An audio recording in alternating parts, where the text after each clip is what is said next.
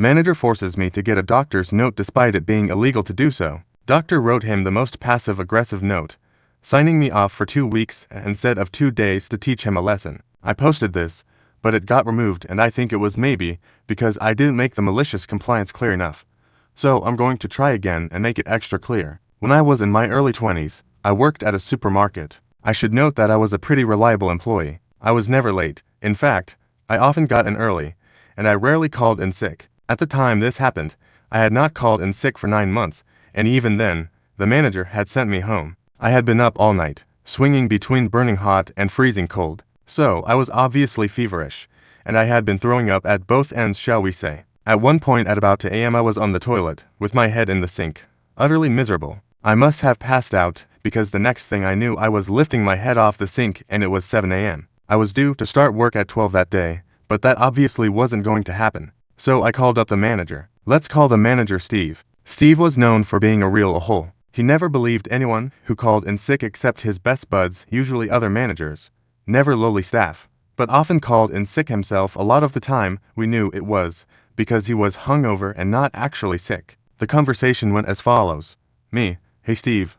Sorry, I can't come in. I'm sick. With what? Steve asks. Me, I don't know. I think it might be the flu. I've been up all night being sick, and I have a fever. Don't be stupid. If you had the flu, you'd be completely knocked out. I need you in. Come in or you're fired. He replied. Me, I can't. I just told you I can't stop vomiting. I passed out. Either come in or bring a doctor's note, or you're fired. He growled. In the UK, you are legally allowed to self-certify for 5 days. This means you can tell your employer you are sick and you do not need a doctor's note. If you're sick for more than 5 days, you then need a note. It is also illegal to demand a doctor's note during the self-certification period. I knew this, but I was terrified. This was during the recession. I couldn't afford to lose my job, so I got myself dressed. Almost passed out trying to do so, then trudged to the doctor's some 25 minutes walk away. I ended up sitting in the doctor's office for a little over an hour, which for a walk-in was pretty good. I get in to see the doctor and she is furious at me for coming in.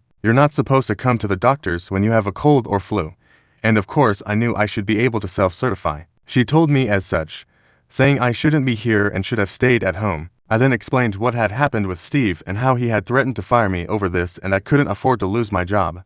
I was struggling as it was. My doctor turned her anger towards my manager. She asked if I got sick pay from the company, and I said yes. He wants a sick note, does he? The doctor says, okay, I'll give him a sick note. Now, my manager just wanted a note confirming I was sick, but instead my doctor wrote something along the lines of this.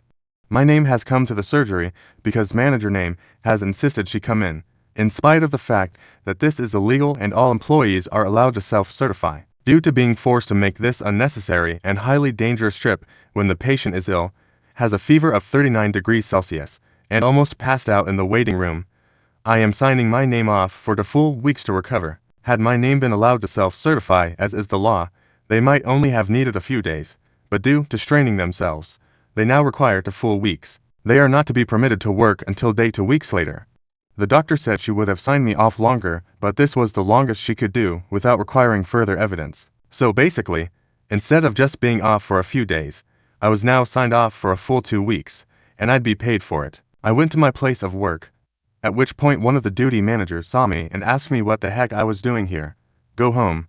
I was obviously very unwell. I explained what happened. They agreed to help me downstairs to Steve's office and went with me inside. I handed Steve the note. He looked worried and tried to say I wasn't being serious about firing you. Well gee, when you angrily growled it down the phone it sure sounded like it. The duty manager then declared that they were going to drive me home. It was clear Steve wanted to argue, but had the sense to know he shouldn't. The duty manager then drove me home, made sure I was okay, then went back to work where they informed our union rep of what had happened. Steve had a disciplinary hearing where he was given a severe reprimand and a warning. Steve tried to argue he never said I'd be fired and I was lying and just decided to go to the doctors, but the duty manager said they heard him admit to it when he said to me that he really didn't mean it. I felt better after a few days, and enjoyed my 2 weeks off, fully paid, and enjoyed the nice weather we had. Meanwhile, Steve was forced to work overtime because we were short-staffed. So thanks to the doctor, instead of being off for a few days, I ended up getting a nice 2-week paid vacation, and Steve was given a final warning, all because he insisted I get a doctor's note. TL, doctor, Manager demands I get a doctor's note or I'm fired.